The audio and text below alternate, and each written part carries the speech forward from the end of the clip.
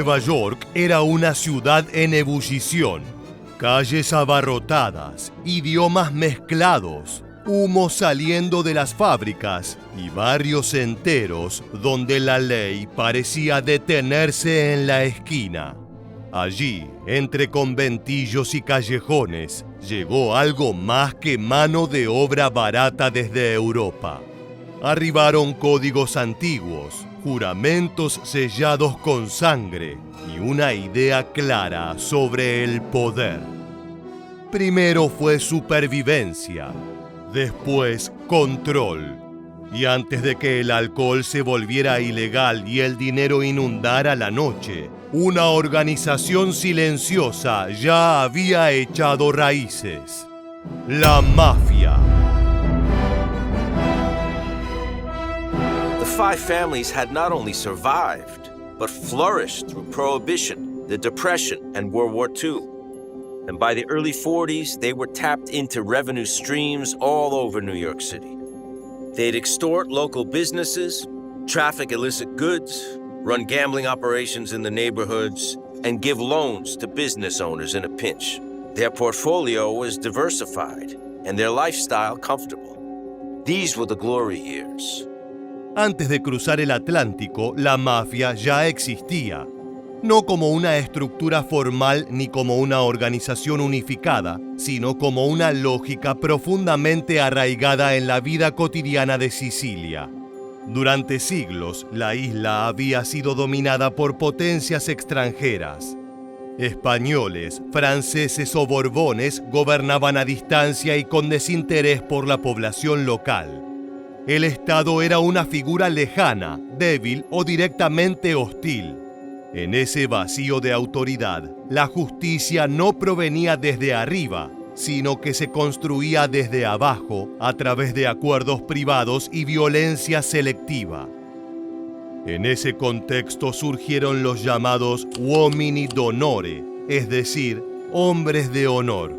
No eran mafiosos en el sentido moderno, pero compartían rasgos esenciales: control territorial, reputación, lealtad absoluta y un uso calculado de la violencia. Ofrecían protección donde el Estado no llegaba, resolvían disputas entre vecinos y castigaban a quienes rompían las reglas no escritas. Le classi superiori fecero ricorso degli elementi violenti, ex rivoluzionari, ex banditi, e li impiegarono nella custodia delle proprie aziende, delle proprie proprietà. Questa è quella che si viene a cominciare chiamare col termine di mafia, cioè una società composta da ex criminali che però presumono di essere ormai onorati. Estos hombres se transformaban en los artífices de la ley en donde éstas no existían, y todos respetaban este funcionamiento aunque fuera por conveniencia. Y es que el silencio no era una elección moral, sino una condición de supervivencia. Hablar con las autoridades significaba traicionar a la comunidad y firmar una sentencia de muerte. Dicha mentalidad no se perdió con la emigración. Viajó intacta en los barcos que partieron desde Palermo, Nápoles y Calabria rumbo a Estados Unidos. Cuando millones de italianos pobres abandonaron su tierra entre finales del siglo XIX y comienzos del XX, no solo llevaron consigo su idioma y sus costumbres, sino también trasladaron una forma particular de entender el poder, la protección y la justicia. Al llegar a Nueva York, la promesa del sueño americano chocó rápidamente con la realidad. Los inmigrantes italianos se asentaron en barrios densamente poblados, aislados por el idioma, la pobreza y una discriminación feroz. Little Italy, la pequeña Italia y otros guetos urbanos se convirtieron en mundos cerrados, donde la policía rara vez entraba y el Estado era percibido como una amenaza más que como un aliado. Así, la desconfianza hacia las instituciones, heredada de Sicilia, se profundizó. You had immigrants coming from southern Italy, the poorest, most uneducated, rural part of the country. They came here to a life that probably was not really much better. Now they're thrown into this cauldron of New York City, the epicenter of modern industrialization and capitalism. There are dozens and dozens of ethnic groups, and it's a really intense competitive environment just to survive. En ese terreno fértil, las viejas lógicas encontraron un nuevo propósito. Las bandas criminales surgieron como una extensión natural de la comunidad. Conocían a todos, sabían quién debía dinero, quién tenía un negocio vulnerable y quién podía ser presionado. La extorsión se disfrazó de protección. Comerciantes, dueños de bares y pequeños empresarios pagaban cuotas no solo por miedo, sino porque creían que esa era la única forma de garantizar cierto orden en un entorno hostil. La violencia en esos primeros años no buscaba construir imperios. Era local, directa y ejemplificadora. Un golpe, un incendio o una amenaza bastaban para consolidar autoridad. Las bandas llenaron el vacío dejado por un Estado ausente y por una sociedad que miraba a esos barrios con desprecio. De esa manera, sin necesidad de grandes planes ni estructuras complejas, se sentaron las bases del crimen organizado italiano en Estados Unidos. El ADN estaba completo. Territorio, silencio, lealtad y una profunda convicción de que el poder no se pedía, sino que se tomaba. Sin embargo, para comienzos del siglo XX todavía estaba lejos de parecer una estructura sólida. No existía una mafia unificada ni una autoridad central capaz de imponer reglas duraderas. El paisaje criminal era fragmentado, caótico y profundamente local. Pequeñas pandillas dominaban apenas unas pocas manzanas, peleaban por esquinas, bares clandestinos o negocios específicos, y se enfrentaban entre sí con una violencia tan frecuente como desordenada. Certain neighborhoods were largely Italian-American, and the criminal element held sway because they knew where everybody was, knew where everybody lived. It was kind of like a cocoon where people didn't want to cooperate necessarily with police because they knew the criminals were in the area. En ese contexto emergió la llamada mano negra, una práctica criminal más que una organización formal. Su método era simple y efectivo. Consistía en cartas anónimas con amenazas, símbolos dibujados a mano como calaveras, cuchillos o cruces, y exigencias de dinero dirigidas casi exclusivamente a comerciantes italianos. Quien no pagaba sufría las consecuencias. Ventanas rotas, incendios provocados, agresiones físicas o incluso asesinatos servían como advertencia para el resto del barrio. El terror se propagaba rápido y el silencio lo protegía. La mano negra no respondía a una jerarquía única. Diferentes bandas usaban el mismo nombre para intimidar, lo que aumentaba la confusión y el miedo. Para las autoridades estadounidenses, aquello parecía una amenaza extranjera, incomprensible y difícil de erradicar. En cambio, para las comunidades italianas era una extensión brutal de conflictos internos que preferían no ventilar ante una policía a la que no confiaban. Y es que denunciar seguía siendo visto como traición entre sus pares. Durante esos años, la violencia no tenía aún un propósito estratégico. Se mataba por orgullo, por venganza o por disputas mínimas. Los líderes surgían rápido y caían con la misma velocidad. Muchos de esos jefes eran impulsivos, poco disciplinados y más interesados en imponer respeto inmediato que en construir poder a largo plazo. Se puede decir que durante aquel periodo el crimen existía, pero carecía de visión. No obstante, todo cambió en 1920.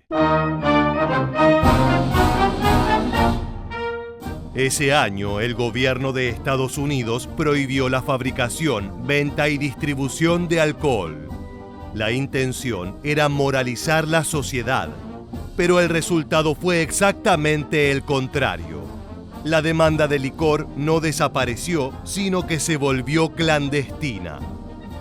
Prohibition is going to turn out to be an incredible gift from teetotaler America to the mob because they're able to capitalize on this gigantic national black market. Americans do not lose their thirst for alcohol in Prohibition.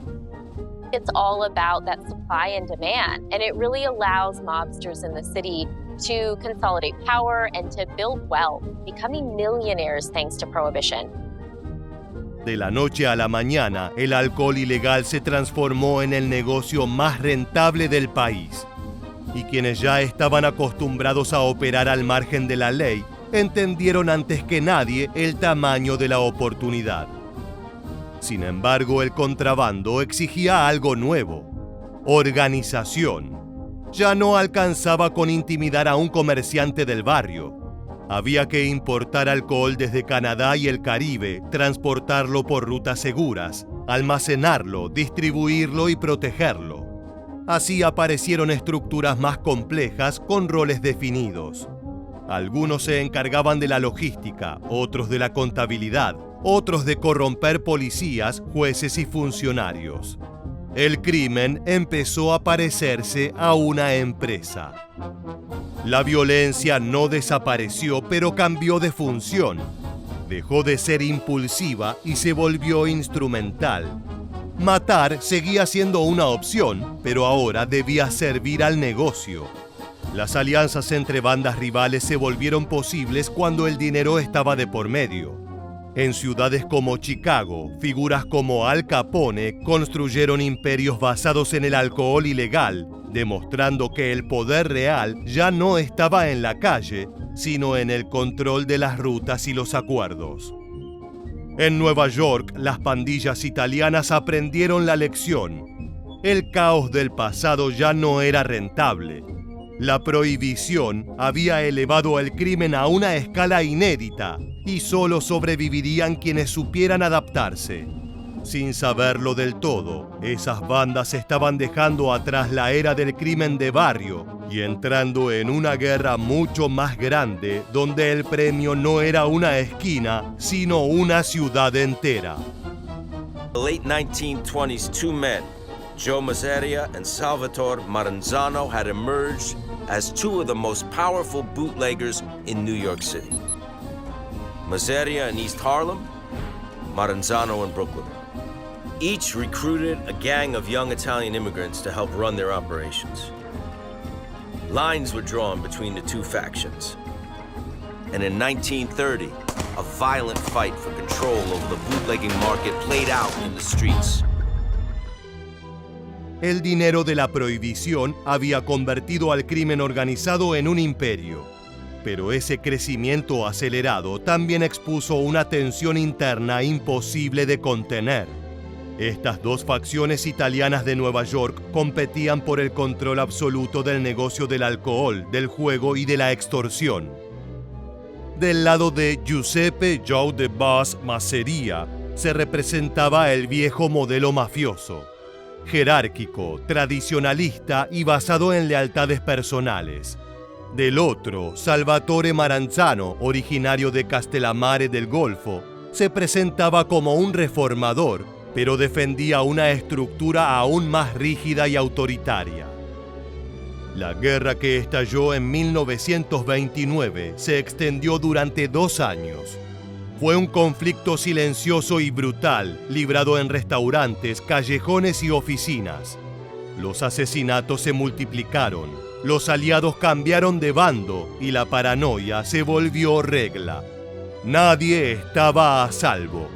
La violencia constante empezó a afectar los negocios, ya que llamaba demasiado la atención, espantaba socios y ponía en riesgo la estabilidad del imperio construido durante la prohibición. Fue en medio de ese caos que la salvación emergió de una nueva generación de mafiosos, más jóvenes y pragmáticos, que ya no se sentían atados a las tradiciones sicilianas más rígidas. y entre ellos se destacó uno en particular. A younger generation of mafioso, led by Charles Lucky Luciano, established a new thing with new rules.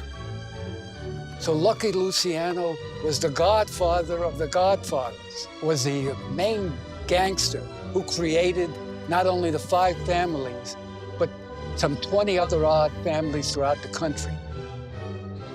Para ese grupo, la guerra era un error estratégico. Masseria y Maranzano representaban un pasado que ya no servía, y la solución fue radical: eliminarlos a ambos. En 1931, Masseria fue asesinado por hombres de su propio círculo. Poco después, Maranzano corrió la misma suerte. La guerra de Castellammare terminó no con una victoria clásica, sino con un golpe interno que redefinió por completo el poder mafioso en Estados Unidos. Con los viejos jefes fuera del juego, Luciano impuso una reestructuración sin precedentes. Nueva York fue dividida en 5 grandes familias criminales, cada una con territorio definido, jerarquía clara y reglas internas estrictas. And this one tight region is 5% of the American population. So if you were trying to skim a little money from some kind of transaction, where better to do it than where all the spending is taking place? If you could skim off a little money from security apparatus, a factory inspection, or the shipping, you could, of course, make a fortune. And people did. Se establecieron cargos formales: jefes, subjefes, capos y soldados, y también se fijaron límites para evitar conflictos innecesarios. El objetivo era simple: ganar dinero y evitar guerras abiertas. Para garantizar ese equilibrio, Luciano creó la Comisión. Este órgano funcionaba como una mesa directiva del crimen organizado.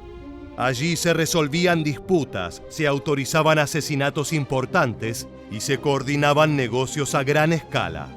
La mafia dejaba de ser una suma de pandillas enfrentadas y pasaba a operar como una corporación criminal nacional, con reglas, arbitrajes y visión a largo plazo. La estructura resultó extraordinariamente eficaz. La violencia disminuyó no por razones morales, sino porque ya no era conveniente. El poder ahora se medía en influencia, control y capacidad de negociación. Cuando la prohibición terminó en 1933, muchos pensaron que la mafia colapsaría, pero ocurrió lo contrario. Las familias ya habían aprendido a diversificar. Se infiltraron en sindicatos laborales, controlaron puertos, manipularon contratos públicos y expandieron el juego ilegal, la usura y otros negocios clandestinos. Su red de corrupción les permitió sobrevivir a cada crisis económica y política.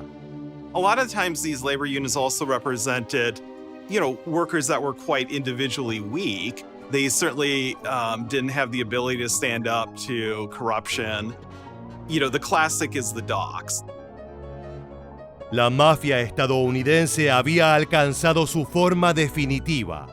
No necesitaba dominarlo todo por la fuerza.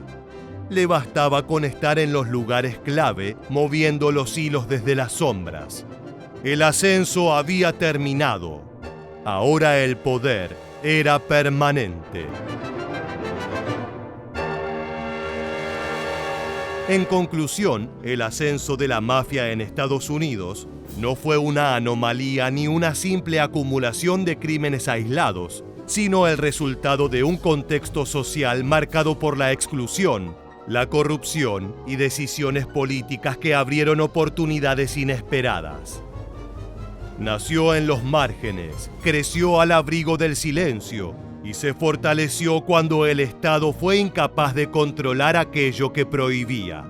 Al organizarse mejor que sus enemigos y adaptarse a cada cambio, la Cosa Nostra logró algo excepcional: transformar la ilegalidad en sistema.